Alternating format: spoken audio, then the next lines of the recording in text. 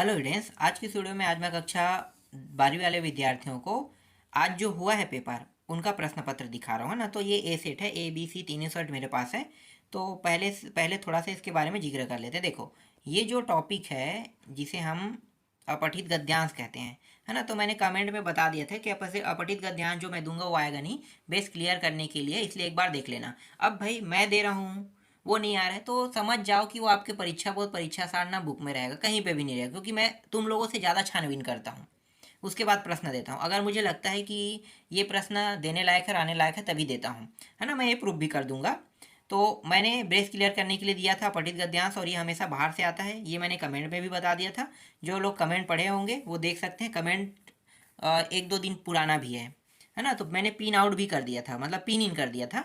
ठीक है, तो पिन इन कर दिया था, देखना है तो देख सकते हो कमेंट में। ये नया ही रहता है हमेशा, और ये बन भी गया होगा। जो लोग पढ़ के गए हैं कैसे बनाना है, कैसे आता है, ये मैंने टाइप बता दिया था, तो ये तो बना भी होगा।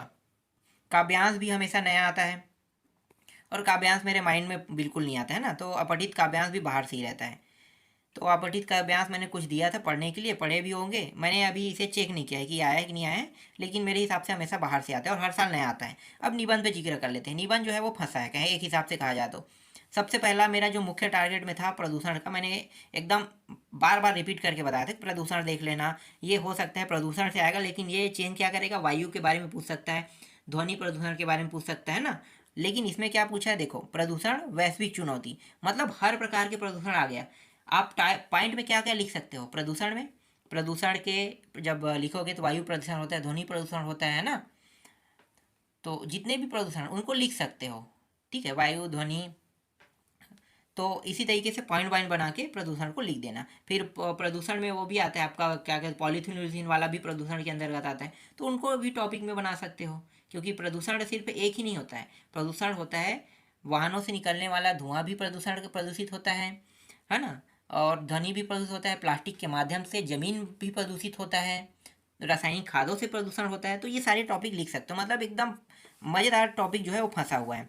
इसके अलावा 3 दिया था, वो तो नहीं आया है। और हाँ, किसी ने कमेंट करके कहा था कि अभी साइबर ज़्यादा हो रहे हैं। मैं जिस हिसाब से छानबीन किया था उसके हिसाब से वो जो बच्चा है उन्होंने एकदम सही कमेंट किया था। मैंने बस इतना ही कहा था कि हमेशा करेंट टाइम पर ही निबंध बनता है, करेंट टाइम पर। देखो, पेरिस ओलंपिक, भाई ये अभी अभी की घटना है, इसीलिए आ गया है ना। ये साइबर वाला है, बहुत ज़्यादा हो रहा है क्या कि कमेंट किया था तो साइबर का आ सकता है। तो मैंने कोई रिस्पॉन्स नहीं किया था, क्योंकि मेरे पास मुझे लगा था कि साइबर जो है वो ज़्यादा चांस नहीं। लेकिन हमेशा करेंट से ही पूछा जाता है निबंध, याद रखना। हमेशा करंट से ही निबंध पूछा जाता है। तो ये करंट जो है वो आपका फोकस में रहेगा। तो साइबर का है, उस बच्चे ने साइबर का कहा था, साइबर आया। प्रदूषण मैंने दिया था, प्रदूषण मेरी तरफ से आया है। तो जो बच्चा जो है वो साइबर का कहा था, साइबर अच्छी तरीके से यहाँ पे फंसा है। और प्रदूषण जो है मेरे हिसाब से सबसे सरल वही है, जितने भी लोग हैं प्रदूषण को ही बनाए होंगे, है ना, मुझे जहाँ तक पता है। ठीक है, ये हो गया। अब देखो, एक ऐसी गलती से मैंने जिक्र कर दिया था मुख्यमंत्री। ये देखो, मुख्यमंत्री। तो मुख्यमंत्री वाला भी समझो कि ऐसे ही फंस चुका है वो। ये ऐसा नहीं है कि ये जो टॉपिक है इस टॉपिक से मैंने नहीं दिया था। मैं आप लोगों को बताया था कि बेस कैसे बनाना है, किस तरीके से लिखना है। तो ये तो बना होगा। 5 नंबर इसमें एकदम फिक्स है आपका मिलना। ठीक है, देखो यहाँ पे क्या, सरकारी अस्पताल इलाज व्यवस्था सुधारने वाला है ना।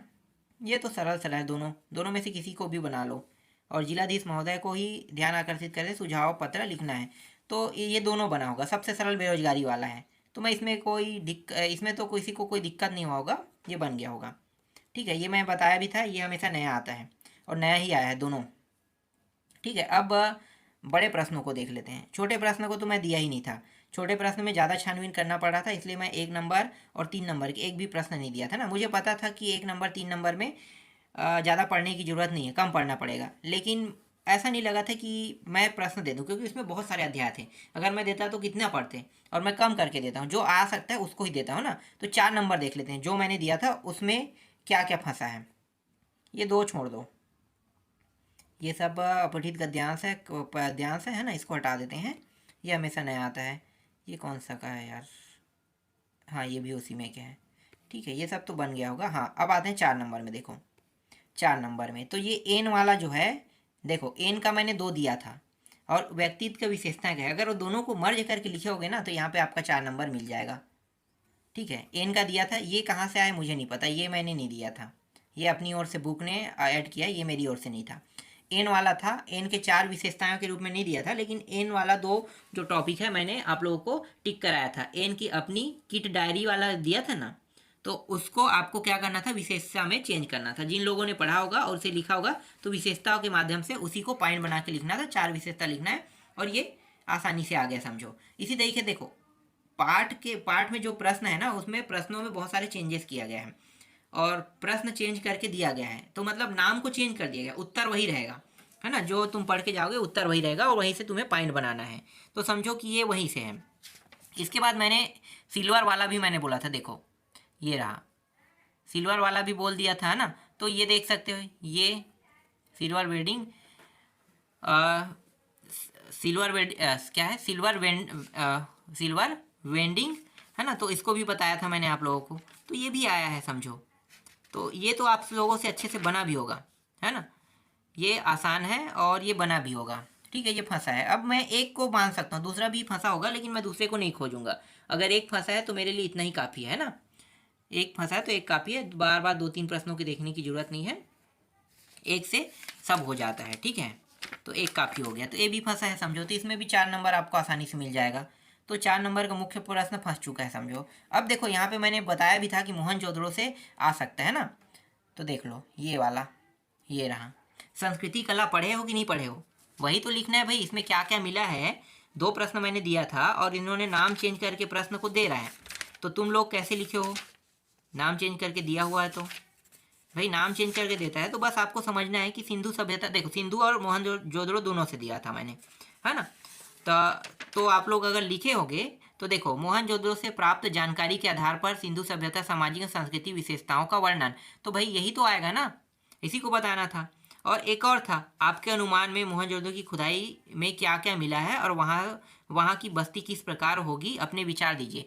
तो ये वही तो पूछ रहा है ना कि अतीत पे दबे पाँव, देखो अतीत पे दबे आधार किन्हीं 4 दृश्यों का वर्णन कीजिए। तो जो जो चीज़ मिला है, जैसे मुहर है, तांबे है, देख लेना, 13वां नंबर प्रश्न था, मैंने इसे भी दिया था। तो ये भी 4 नंबर में अगर सही से अगर तुम लोग लिखे हो, तो जो मैंने दिया है अगर उसे पढ़ के गए हो तो बना है। बस इसमें नाम बस चेंज कर दिया है, नाम इसमें पर्यटन मोहनजोदड़ो से क्या देख सकते हैं, अतीत में दबे, ऐसे कुछ दे दिया है। हालांकि वही चीज़ तो पूछ रहा है कि क्या क्या मिला है उसे बताओ, अपने दृश्य में बताओ। तो जो देखना, बर्तन है ना, यंत्र है, चाक बनी मिट्टी है, ये सब बनाए, वही सब चीज़ों के बारे में इसमें लिखना था। ऊपर का देख लेते हैं, ऊपर का क्या है, ये खंड, इसको आडंबर में दूर दूर सिंधु सभ्यता ताकत में शामिल होने वाली अपेक्षा समक्ष के अनुशासित सभ्यता थी। हालांकि मैंने इसे दिया है, लेकिन क्या इसी नाम से दिया है, मैंने इस नाम से नहीं दिया है ना, ये थोड़ा सा डाउटफुल है। चलो ठीक है, नीचे बन गया होगा आप लोगों से। और हाँ, आडंबर वाला है क्या, ये भी हाँ है तो यार, पहले प्रश्न में ही ये तो, सिंधु सभ्यता साधन संपन्न थी, पर उसमें भव्यता का आडंबर नहीं था, कैसे, ये वही तो है पहला प्रश्न। इसके साथ थोड़ा सा आगे के पॉइंट जोड़ दिया है ना, चेंज किया है प्रश्न को, थोड़ा सा चेंज किया है, बाकी ये भी प्रश्न बन गया होगा आप लोगों से। अब जो लोग दिमाग लगाए हैं और जो लोग पढ़ के गए, चर्चा नंबर के जो प्रश्न मैंने दिया है उनको पढ़ के गए होंगे, तो ये डेफिनेटली तुम लोगों से बना होगा, है ना। अपठित गद्यांश अपठित पद्यांश तो बनता ही नहीं है, वो तो मैं जानता हूँ। और जैसे अभी आपका अंग्रेजी होगा, तो अंग्रेजी में पैसेज अगर मैं दूंगा तो पैसेज नहीं आएगा, मैं गारंटी के साथ कह सकता हूँ, क्योंकि हर साल नया पैसेज आता है, लेकिन बेस क्लियर करने के लिए देना पड़ता है भाई। जो मैं दे रहा हूँ वो नहीं आ रहा है समझो, तो तुम कहीं से भी पढ़ लो, वो आएगा ही नहीं, तो तुम बेस कहाँ से क्लियर करोगे, मैं जो दूंगा उसी से बेस क्लियर करोगे ना।